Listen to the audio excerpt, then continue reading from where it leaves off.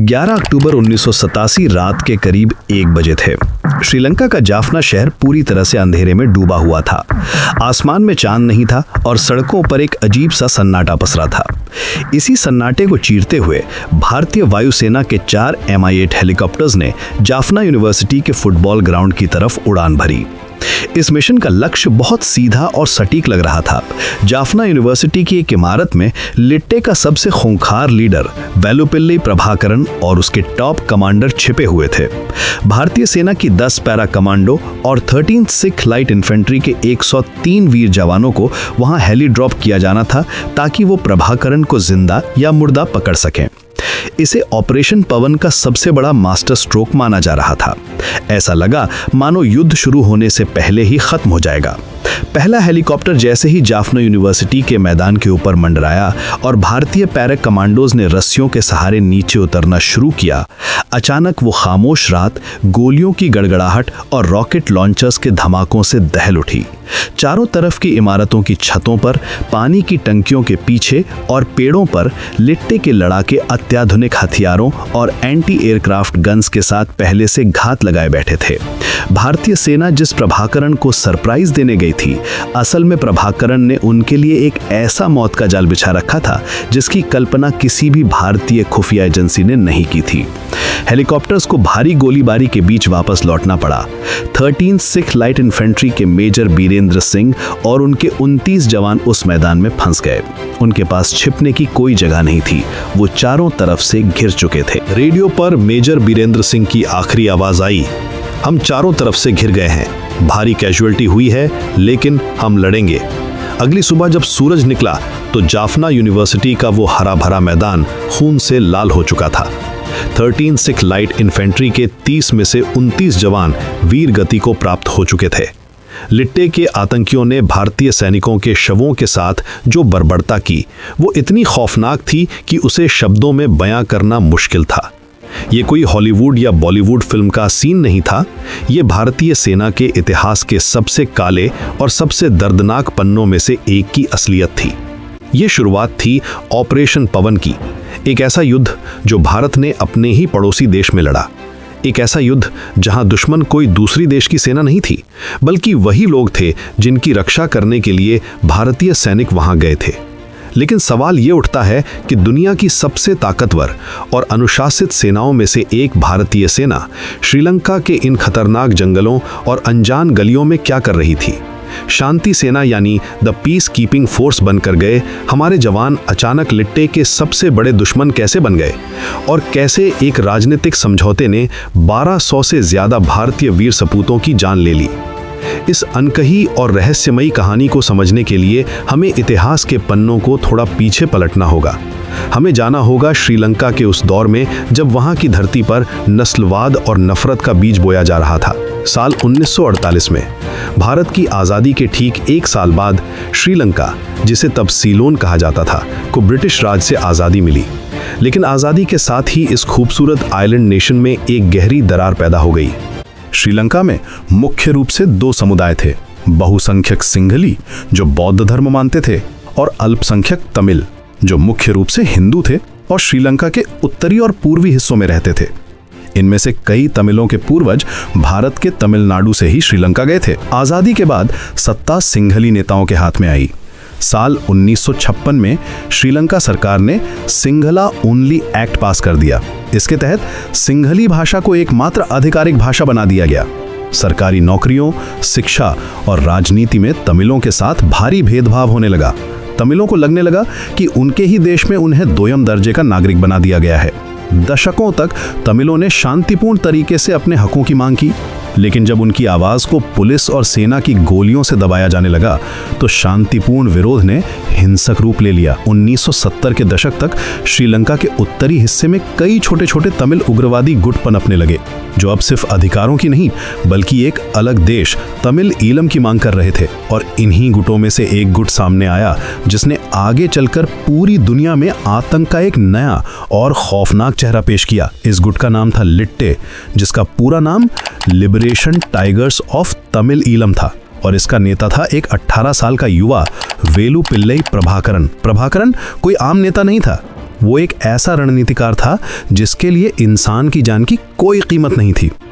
उसने लिट्टे को एक गुरिल्ला संगठन से एक पूरी पैरेलल आर्मी में बदल दिया, जिसके पास अपनी नेवी, जिसे सी टाइगर्स कहते थे, और अपनी एयरफोर्स, जिसे एयर टाइगर्स कहते थे, सब थी। साल 1983 जुलाई का महीना, श्रीलंका के इतिहास में इसे ब्लैक जुलाई कहा जाता। लिट्टे ने श्रीलंका की सेना के 13 सैनिकों को एक एम्बुश में मार गिराया। इसके जवाब में पूरे श्रीलंका में सिंघली उग्रवादियों ने तमिलों का नरसंहार शुरू कर दिया। हजारों बेगुनाह तमिलों को सड़कों पर जिंदा जला दिया गया, उनकी संपत्तियां लूट ली गईं। इस नरसंहार ने श्रीलंका में एक खूनी गृह युद्ध की शुरुआत कर दी। इस गृह युद्ध की आंच समंदर पार कर भारत के तमिलनाडु तक पहुंचने लगी। हजारों की संख्या में श्रीलंकाई तमिल शरणार्थी अपनी जान बचाकर नाव के जरिए तमिलनाडु के तटों पर आने लगे। भारत सरकार, विशेषकर तत्कालीन प्रधानमंत्री इंदिरा गांधी पर राजनीतिक दबाव बढ़ने लगा कि वो श्रीलंका के तमिलों की रक्षा करें। उस दौर में भारतीय खुफिया एजेंसी रॉ ने कथित तौर पर लिट्टे सहित कई तमिल गुटों को गुप्त रूप से ट्रेनिंग और हथियार मुहैया कराए ताकि वो श्रीलंकाई सेना का मुकाबला कर सकें। भारत का मकसद श्रीलंका को तोड़ना नहीं था, बल्कि श्रीलंका सरकार पर दबाव बनाना था ताकि वो तमिलों को उनके अधिकार दें। लेकिन 1984 में इंदिरा गांधी की हत्या के बाद जब राजीव गांधी प्रधानमंत्री बने तो भारत की विदेश नीति में एक बड़ा बदलाव आया। राजीव गांधी एक युवा प्रधानमंत्री थे जो इस खूनी संघर्ष का कूटनीतिक और शांतिपूर्ण हल चाहते थे। 1987 तक आते आते श्रीलंका की सेना ने जाफना प्रायद्वीप की पूरी तरह से घेराबंदी कर ली थी। इस सैन्य अभियान का नाम था ऑपरेशन लिबरेशन। श्रीलंका सेना ने जाफना में खाना, पानी, बिजली, दवाइयां सब कुछ रोक दिया। लाखों तमिल नागरिक भूख और बीमारियों से मरने की कगार पर पहुंच गए। भारत ये सब मूक दर्शक बनकर नहीं देख सकता था। 4 जून 1987 को भारतीय वायुसेना ने एक बेहद ही साहसिक और उकसाने वाला कदम उठाया। ऑपरेशन पूमलाई के तहत भारतीय मिराज 2000 लड़ाकू विमानों की सुरक्षा में मालवाहक विमानों ने जाफना के ऊपर उड़ान भरी और वहां फंसे तमिल नागरिकों के लिए 25 टन राहत सामग्री और खाने के पैकेट गिराए। ये श्रीलंका की संप्रभुता को एक सीधी चुनौती थी और इसका संदेश साफ था कि भारत तमिलों को मरने नहीं देगा। इस घटना के बाद श्रीलंका के राष्ट्रपति JR जयवर्धने को समझ आ गया कि वो भारत को इस मामले से दूर नहीं रख सकते। दोनों देशों के बीच बैक चैनल बातचीत शुरू हुई और 29 जुलाई 1987 को कोलंबो में एक ऐतिहासिक समझौते पर हस्ताक्षर किए गए, जिसे इंडो श्रीलंका पीस अकॉर्ड कहा गया। इस समझौते की शर्तें बहुत साफ थीं। श्रीलंका सरकार अपनी सेना को जाफना से वापस बैरकों में बुला लेगी। श्रीलंका के उत्तरी और पूर्वी हिस्सों को मिलाकर एक तमिल बहुल प्रांत बनाया जाएगा जिसे अधिक स्वायत्तता मिलेगी। और सबसे अहम शर्त कि सभी तमिल उग्रवादी गुट, जिसमें लिट्टे सबसे बड़ा था, अपने हथियार भारतीय सेना के सामने सरेंडर करेंगे। इन हथियारों को सरेंडर करवाने और शांति स्थापित करने के लिए भारत अपनी एक विशेष सेना श्रीलंका भेजेगा, जिसे नाम दिया गया IPKF यानी इंडियन पीस कीपिंग फोर्स, भारतीय शांति सेना। जब IPKF के जवान पहली बार श्रीलंका के उत्तरी शहर जाफना और पालाली के हवाई अड्डों पर उतरे तो स्थानीय तमिलों ने उनका स्वागत किसी भगवान की तरह किया। भारतीय सैनिकों पर फूल बरसाए गए, उन्हें मालाएं पहनाई गईं। तमिलों को लगा कि अब उनके बड़े भाई की सेना आ गई है, अब उन्हें श्रीलंका की सेना से कोई खतरा नहीं है। शुरुआती कुछ दिन सब कुछ ठीक लगा। लिट्टे ने टीवी कैमरों के सामने कुछ पुराने और टूटे फूटे हथियार सौंपने का नाटक भी किया, लेकिन प्रभाकरण के दिमाग में कुछ और ही चल रहा था। वो किसी भी कीमत पर अपना तमिल ईलम का सपना छोड़ने को तैयार नहीं था और वो जानता था कि अगर उसने अपने असली हथियार सौंप दिए तो वो कमजोर पड़ जाएगा। प्रभाकरण ने असल में भारतीय खुफिया एजेंसियों और सरकार को एक बहुत बड़े धोखे में रखा था। हालात बिगड़ना तब शुरू हुए जब सितंबर 1987 में श्रीलंका की नेवी ने लिट्टे के 17 टॉप कमांडर्स को समंदर में हथियारों की तस्करी करते हुए पकड़ लिया। इनमें कुमारप्पा और पुलेंद्रन जैसे लिट्टे के बेहद खूंखार कमांडर शामिल थे। श्रीलंका सरकार उन्हें पूछताछ के लिए कोलंबो ले जाना चाहती थी। लिट्टे ने IPKF से मदद मांगी कि वो उन्हें कोलंबो जाने से रोकें। भारतीय सेना कूटनीतिक उलझन में थी। वो सीधे तौर पर श्रीलंका सरकार के काम में दखल नहीं दे सकती थी। और फिर 5 अक्टूबर 1987 को वो घटना घटी जिसने इस पूरी शांति प्रक्रिया को बारूद के ढेर में बदल दिया। जब उन 17 लिट्टे कमांडर्स को कोलंबो ले जाने के लिए प्लेन में बैठाया जा रहा था तो अचानक उन सभी ने अपने गले में बंधा साइनाइड का कैप्सूल चबा लिया। देखते ही देखते 12 कमांडर्स की तड़प तड़प कर मौत हो गई।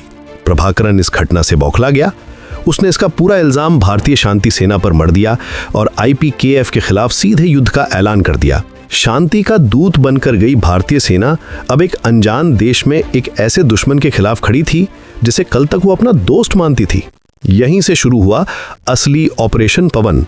भारतीय सेना को आदेश मिला कि वो लिट्टे को बलपूर्वक निहत्था करे और जाफना को उनके कब्जे से छुड़ाए, और इसी आदेश के तहत 11 अक्टूबर 1987 को वो जाफना यूनिवर्सिटी का हेली ड्रॉप मिशन प्लान किया गया था, जिसका खौफनाक अंजाम हमने कहानी की शुरुआत। जाफना यूनिवर्सिटी के नरसंहार के बाद भारतीय सेना को ये बात बहुत अच्छी तरह समझ आ गई थी कि वो किसी मामूली गुट से नहीं बल्कि एक बेहद खूंखार, अनुशासित और मोटिवेटेड आर्मी से लड़ रहे थे। IPKF की राह में सबसे बड़ी चुनौती थी वहां का भूगोल और दुश्मन का रूप बदलना। भारतीय सैनिक कश्मीर और नॉर्थ ईस्ट के जंगलों में लड़ने के आदी थे, लेकिन जाफना की लड़ाई पूरी तरह से अर्बन वॉरफेयर यानी शहरी युद्ध थी। संकरी गलियां, घने बसे हुए मकान और ऐसे दुश्मन जो आम नागरिकों के कपड़ों में घुले मिले थे। लिट्टे का एक लड़ाका दिन में एक आम किसान या दुकानदार की तरह बर्ताव करता और रात होते ही एक घातक स्नाइपर या बम हमलावर बन जाता। भारतीय सेना के पास जाफना के सटीक नक्शे तक नहीं थे। शुरुआती दौर में हमारे सैनिक पर्यटकों वाले नक्शे लेकर ऑपरेशन कर रहे थे। लिट्टे ने जाफना की हर सड़क, हर चौराहे को बारूदी सुरंगों यानी IEDs से पाट दिया था। वो इतने शातिर थे कि नारियल के पेड़ों पर, खाली ड्रमों में और यहाँ तक कि साइकिलों में भी IED फिट कर देते थे। भारतीय सेना के टैंक और बख्तरबंद गाड़ियां जब सड़कों से गुजरती तो जमीन के नीचे से ऐसे धमाके होते कि 40 टन का टैंक भी हवा में उछल जाता। लिट्टे की क्रूरता का कोई पैमाना नहीं था। उन्होंने युद्ध के ऐसे नियम बना लिए थे जो पूरी इंसानियत को शर्मसार कर दें। प्रभाकर ने 10-12 साल के छोटे छोटे बच्चों और महिलाओं का ब्रेन वॉश करके उन्हें आत्मघाती हमलावर और स्नाइपर बना दिया था। कई बार भारतीय सैनिकों के सामने ऐसी स्थिति आती थी कि सामने से एक 12 साल का बच्चा हाथ में AK-47 लेकर गोलियां चला रहा है। एक भारतीय सैनिक जिसने अपने देश में हमेशा बच्चों की रक्षा करने की कसम खाई थी, वो कैसे एक बच्चे पर गोली चलाए। इसी मानवीय दुविधा का फायदा लिट्टे ने उठाया और हमारे कई जांबाज सैनिकों को शहादत देनी पड़ी। इन्हीं कठिन परिस्थितियों में भारतीय सेना के अदम्य साहस और वीरता की कई अनकही कहानियां भी लिखी गईं। नवंबर 1987 की एक रात महार रेजिमेंट के मेजर रामास्वामी परमेश्वरन अपनी टुकड़ी के साथ एक सर्च ऑपरेशन से लौट रहे थे। तभी लिट्टे के आतंकवादियों ने उन पर भारी गोलीबारी शुरू कर दी। अंधेरे का फायदा उठाकर आतंकवादी एक घर में छिप गए। मेजर परमेश्वरन को पता था कि अगर उन्होंने सुबह होने का इंतजार किया तो आतंकी भाग जाएंगे। उन्होंने अपनी जान की परवाह किए बिना अकेले ही उस घर पर धावा बोल दिया। एक आतंकी ने मेजर परमेश्वरन के सीने में गोली मार दी। गोली लगने के बावजूद इस वीर सपूत ने आतंकी से उसकी राइफल छीनी और उसे वहीं ढेर कर दिया। जमीन पर गिरते हुए भी वो अपने जवानों को निर्देश देते रहे। उनके इस अदम्य साहस ने पूरी टुकड़ी की जान बचाई और आतंकवादियों का सफाया किया। मेजर रामास्वामी परमेश्वरन को उनके इस सर्वोच्च बलिदान के लिए भारत के सबसे बड़े सैन्य सम्मान परमवीर चक्र से सम्मानित किया गया। करीब 3 हफ्तों की भीषण और खूनी लड़ाई के बाद IPKF ने जाफना को लिट्टे के चंगुल से आजाद करा लिया। लेकिन युद्ध अभी खत्म नहीं हुआ था। प्रभाकरन और उसके लड़ाके जाफना छोड़कर श्रीलंका के घने जंगलों ववुनिया और बट्टिकलोवा में छिप गए थे। अब युद्ध सड़कों से निकलकर घने और जानलेवा जंगलों में पहुंच गया था। समय बीतता गया और ऑपरेशन पवन महीनों और फिर सालों तक खिंचता चला गया। इस दौरान एक ऐसा राजनीतिक खेल खेला गया जिसने पूरी दुनिया को हैरान कर दिया। 1989 में श्रीलंका में सत्ता बदली और रणसिंघे प्रेमदासा नए राष्ट्रपति बने। प्रेमदासा को भारतीय सेना की श्रीलंका में मौजूदगी बिल्कुल पसंद नहीं थी। उन्होंने एक बेहद रहस्यमयी और गंदी चाल चली। जो लिट्टे कल तक श्रीलंका सरकार का सबसे बड़ा दुश्मन था, राष्ट्रपति प्रेमदासा ने छिपकर उसी लिट्टे को हथियार, पैसे और खुफिया जानकारी मुहैया कराना शुरू कर दिया। मकसद सिर्फ एक था, लिट्टे के जरिए भारतीय शांति सेना को कमजोर करना और उन्हें श्रीलंका छोड़ने पर मजबूर करना। जरा स्थिति की कल्पना कीजिए, भारतीय सैनिक वहां श्रीलंका की सरकार और वहां के लोगों की भलाई के लिए गए थे और श्रीलंका की सरकार ही हमारे दुश्मनों को हमें मारने के लिए हथियार दे रही थी। ये कूटनीति और राजनीति का सबसे घिनौना धोखा था, जिसकी कीमत हमारे जवान अपनी जान देकर चुका रहे थे। इस बीच भारत में भी राजनीतिक समीकरण बदल चुके थे। 1989 के चुनावों में राजीव गांधी की सरकार गिर गई और वीपी सिंह भारत के नए प्रधानमंत्री बने। वीपी सिंह सरकार ने महसूस किया कि श्रीलंका का यह दलदल भारतीय सेना के लिए कोई फायदा नहीं ला रहा है। न तो वहां की सरकार हमारी मदद कर रही थी और न ही लिट्टे हथियार डालने को तैयार था। आखिरकार एक कड़ा राजनीतिक फैसला लिया गया। मार्च 1990 में लगभग 32 महीनों के लंबे, खूनी और थका देने वाले अभियान के बाद भारतीय शांति सेना यानी आईपीकेएफ को श्रीलंका से वापस बुला लिया गया। जब आईपीकेएफ के जवान भारतीय तटों पर वापस लौटे तो उनके लिए कोई विक्ट्री परेड नहीं थी, कोई ढोल नगाड़े नहीं बज रहे थे। ये भारतीय सेना की हार नहीं थी, क्योंकि हमारी सेना ने वहां अदम्य साहस का परिचय दिया था, लेकिन ये राजनीति और कूटनीति की एक बहुत बड़ी विफलता थी। इस पूरे ऑपरेशन में भारतीय सेना के लगभग 1200 से अधिक अधिकारी और जवान शहीद हुए और 3000 से ज्यादा सैनिक गंभीर रूप से घायल या अपाहिज हो गए। लेकिन इस कहानी का अंत यही नहीं होता।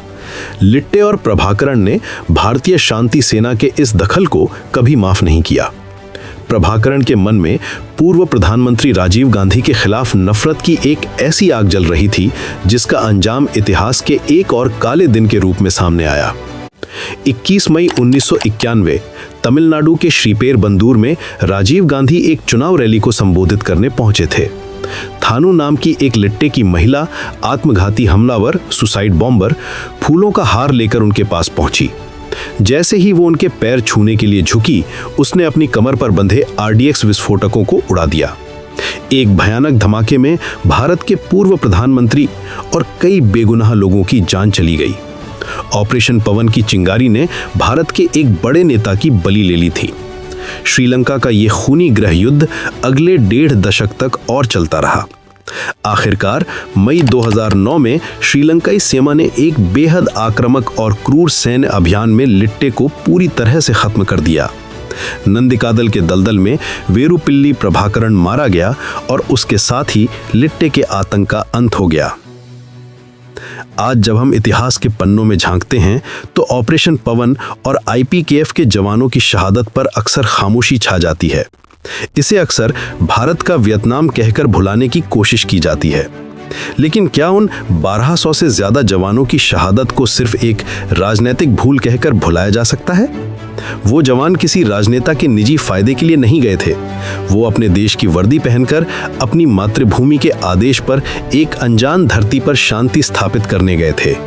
उन्होंने उन विपरीत परिस्थितियों में लड़ाई लड़ी जहां अपना और पराया पहचानना मुश्किल था। उन्होंने उस जंग को अपने खून से सींचा जो उनकी थी ही नहीं।